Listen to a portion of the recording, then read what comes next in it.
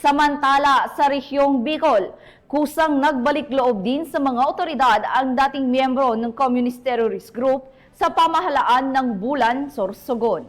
Police Corporal Angeli Torrecampos sa report.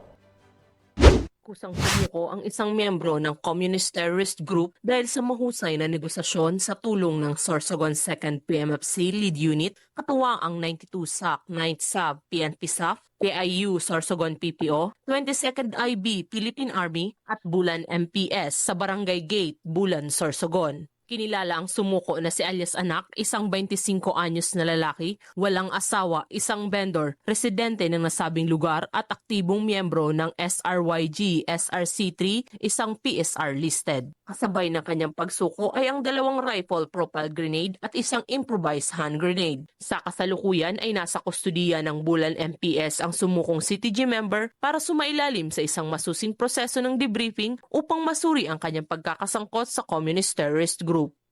Ang Sorsogon 2nd PMFC sa pamumuno ni Police Lieutenant Colonel Atty. Barigid T. Zorilla, ang ating Force Commander, ay patuloy sa paggawa ng mga hakbang upang mapasuko ang mga kababayan nating naligaw ng landas.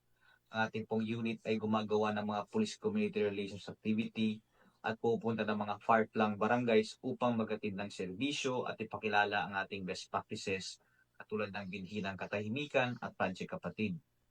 Kasabay po nito ang pagsagawa ng mga lectures patungkol sa ICLIB, LCAC o EO number 70, KATA, KIKIDAT at iba't iba pa pong lectures na magbibigay ng impormasyon at kaalaman sa mga kababayan nating nasa malalayong barangay tungkol sa mga iba't ibang programa ng gobyerno.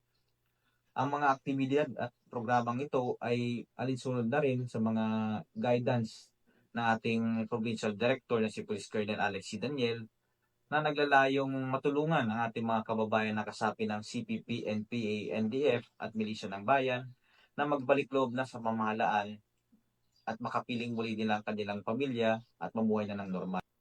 Ang PNP Bicol ay patuloy na nananawagan sa ating mga kababayan na nalihis ng landas dahil sa impluwensya ng maling ideolohiya na magbalik loob sa gobyerno upang mamuhay ng maayos at payapa kasama ang kanilang pamilya.